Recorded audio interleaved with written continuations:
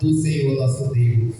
A vigilância dela não era apenas esperar acordar, mas estar preparadas para um longo período. Não sei quanto tempo de crente você tem, mas aquele que é prudente, aquele que está preparado, ele vai andando, ele não passa só 2 meses na igreja, não é só 2 dias na igreja, não é 5 anos, não é 10 anos, ele fica esperando o noivo até o noivo voltar. É uma fé perseverante, persistente na presença do Senhor nosso Deus. Sabe por quê? Nós não sabemos nem o dia e nem a hora que ele vai voltar. Por isso devemos continuar preparados, firmes, constantes, abundantes na obra do Senhor nosso Deus. Essa é a primeira lição. A segunda lição: tem que ter olhos suficientes para aguardar a vinda do noivo. Vamos aqui, versículo, mantenha a sua Bíblia aberta, versículo 13 ao 5, do capítulo 25, versículo 3. As imprudentes, ao pegar suas lamparinas, não levaram óleo consigo, mas as prudentes, além das lamparinas, levaram óleo nas suas vasilhas. E como o noivo estava demorando, todas ficaram sonolentas e adormeceram. Até aqui. Tem que levar o óleo suficiente para aguardar a vinda do Senhor. O óleo simboliza o Espírito Santo, a presença de Deus. As imprudentes, ao pegar essa lamparina, não levaram o óleo consigo. Não levaram. As lâmpadas estavam vazias. Deixa eu fazer uma pergunta de pregador. Tem óleo aí? Tem óleo aí? Tem azeite? Tem a presença? O Espírito Santo está em você, se move em você, fala com você, dirige você, guia você. Porque se não tiver, não adianta.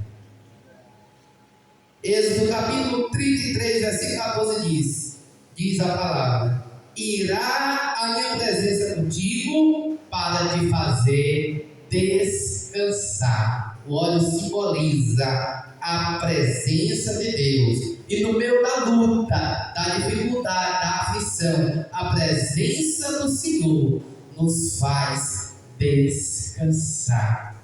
Nos faz descansar. Em Romanos capítulo 8, versículo 9 diz: vós, porém, não estáis na carne, mas no Espírito, se é que o Espírito de Deus habita em vós. Mas se alguém não tem o Espírito de Cristo, esse tal não é dele. O óleo simboliza a presença do Espírito Santo. O óleo simboliza que o Espírito Santo está em você. Se não tiver, o que diz aqui, mas se alguém não tem o Espírito de Cristo, esse tal não é dele. Como é que nós identificamos uma pessoa que tem o Espírito de Cristo? Através da sua vida, do seu testemunho.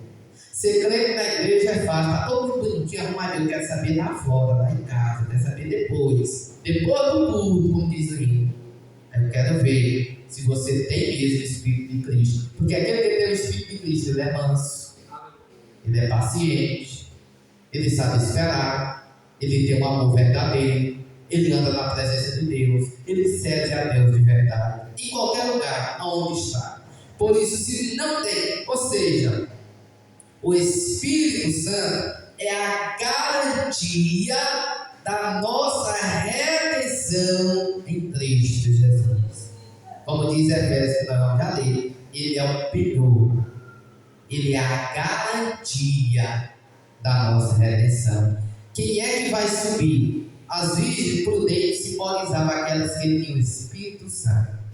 Era a garantia de morar no céu. Por isso o Espírito desce em nossa vida com a sua presença, movendo e transformando. Efésios 1, versículo 13 e 14 diz: em quem também vós estáis, depois que ouviste a palavra da verdade, o evangelho da vossa salvação, e tendo neles também crido, fostes selados com o Espírito Santo da promessa, Efésios 1:3, ao versículo 14, o qual é o penhor da nossa herança, para a redenção da possessão adquirida, para louvor da sua glória. Sabe o que significa penhor? Garantia. Fomos selados. Deixa eu ver quem já foi selado com o Espírito Santo. Pode glorificar o nome do Senhor. Aqueles que estão entendendo a mensagem, pode glorificar o nome do Senhor. O Espírito Santo é o selo. Aquelas virgens imprudentes ou loucas não tinham um selo, não tinham óleo, não tinham azeite. E aí ficaram. Não estavam preparadas. Por isso há necessidade do Espírito Santo. Outra coisa, o Espírito Santo tem ciúme, sim ou não? Precisamos zelar, sabe por quê? Muitos daqueles tinham o Espírito Santo, mas no decorrer da caminhada do Espírito Santo se afastou dele, porque se distanciou da presença de Deus. Por isso, precisamos ter o Espírito Santo e continuar conservando o Espírito Santo dentro de nós, através da nossa vida de comunhão e devoção ao Senhor, nosso Deus. E é dessa forma que, quando a trombeta tocar, nós subiremos para o encontro do Senhor dos céus. Vamos lá? Primeira lição, segunda, agora a terceira lição. O noivo virá em uma hora em que não imaginamos. Não sabemos nem o dia e nem a hora. Vamos para o versículo 6. Mas à meia-noite ouviu-se um grito: eis o noivo, saia ao encontro dele. O noivo virá a hora em que não imaginamos.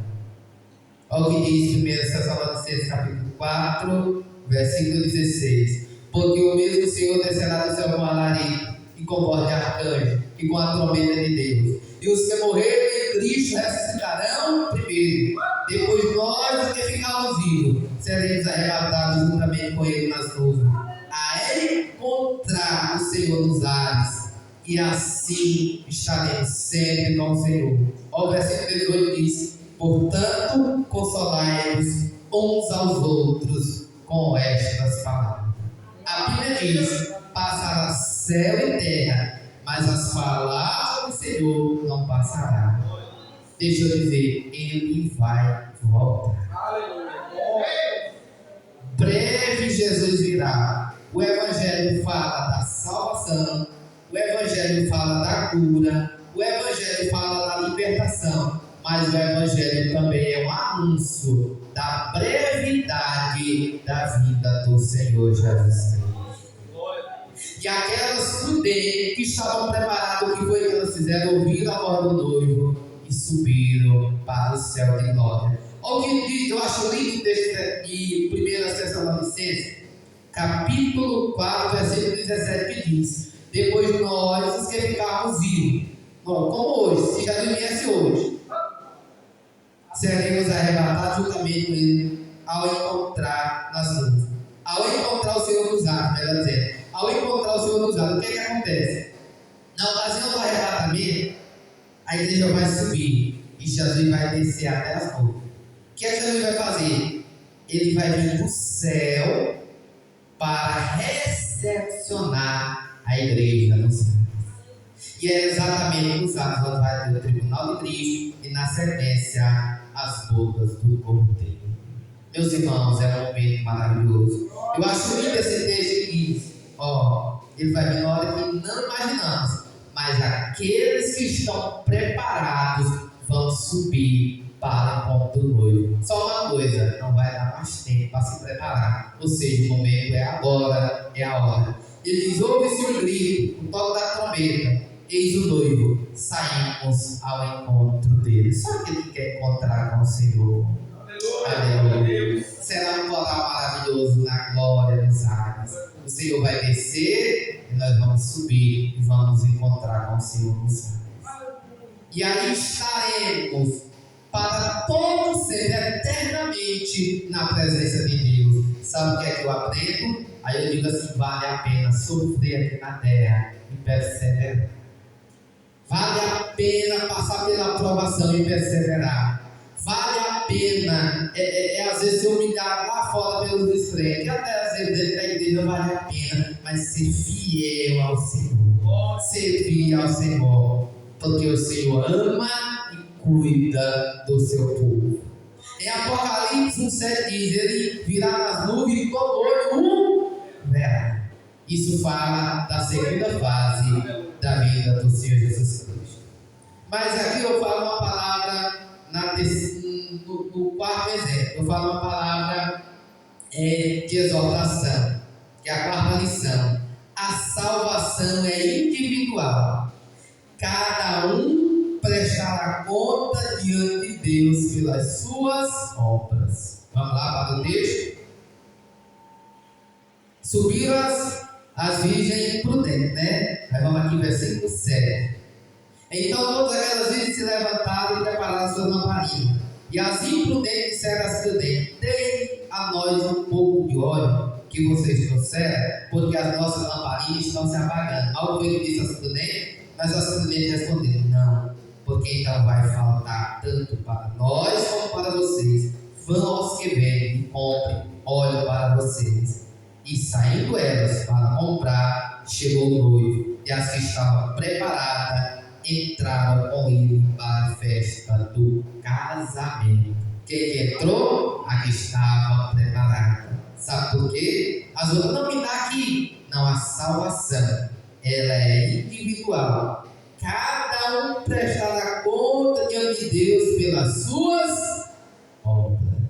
Me ajuda aqui, o papai, se o papai ensina, o pastor ensina, mas a salvação, cada um deve zelar, cuidar bem dela até Jesus voltar. Amém? Ezequiel 18,4 diz: eis que todas as almas são minhas, como é a alma do Pai, assim também a alma do Filho é minha. A alma que pecar, essa morrerá.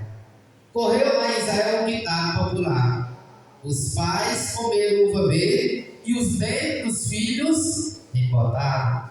Ou seja, dizendo, se os pais pecaram, ia sair o pecado também na vida dos filhos. Não era assim, não. Cada um individualmente. Eu sou pai, tenho 2 filhos, uma de 14 e uma de 4. Estou ensinando, mas vai chegar um tempo que elas vão escolher o que elas querem da vida. Vão escolher o que elas querem mesmo. Está o pastor ensinando, mas a igreja escolhe o fazer certo ou errado, o ouvir a palavra ou não ouvir, o obedecer ou não obedecer, o servir ou não servir. Chega o tempo da decisão. Mas Josué disse: eu e a minha casa serviremos ao Senhor. Por isso a Bíblia nos ensina, nos instrui, mas a salvação é individual. Eu acho lindo que diz: eis que todas as almas são minhas. Quando diz todas as almas, desde Adão até hoje e até quando tiver vida, todas as almas são de Deus. E todo mundo irá diante de Deus prestar conta aqui das suas escolhas e das suas ações. Irá prestar conta diante de Deus. E quando ele chegar lá, vamos lá para a parábola dos talentos, não vou entrar só falando. O que você fez em prol de servir a Deus? E os do mundo também não prestam conta, porque ouviram o Evangelho, têm a consciência de pecado, mas rejeitaram a Cristo Jesus. E o que é que eu aprendo também sobre isso? Deus é o dono de tudo, até das vidas. Nós somos mordomos daquilo que Deus nos entregou. Por isso, a tua alma, a tua vida não é tua, é de Deus. Não sou eu que estou dizendo, é a Bíblia. Eis que todas as almas são minhas. Quando ele fala todo, é tudo, todos. Desde Adão até a existência da humanidade. É de Deus. E iremos prestar contas diante de Deus. Por isso, meus irmãos, esse texto é muito sério, complexo, e que a gente deve ficar atento para a palavra de Deus. A alma que pecar, essa morrerá. Romanos 6:23. O salário do pecado é a morte, mas o dom gratuito de Deus é a vida eterna em Cristo Jesus. Romanos capítulo 3, versículo 23. Todos pecaram e destituídos estão da glória de Deus, mas apareceu Jesus Cristo para nos redimir de todo pecado. Porque João diz: eis o Cordeiro de Deus que tira o pecado do mundo. Aonde estão aqueles que já foram perdoados, que podem glorificar o nome do Senhor Jesus? Teu pecado foi perdoado. Ah, mas eu peguei ontem e hoje. Pois te arrependa, te curva diante de Deus e você vai ser abençoado por Ele.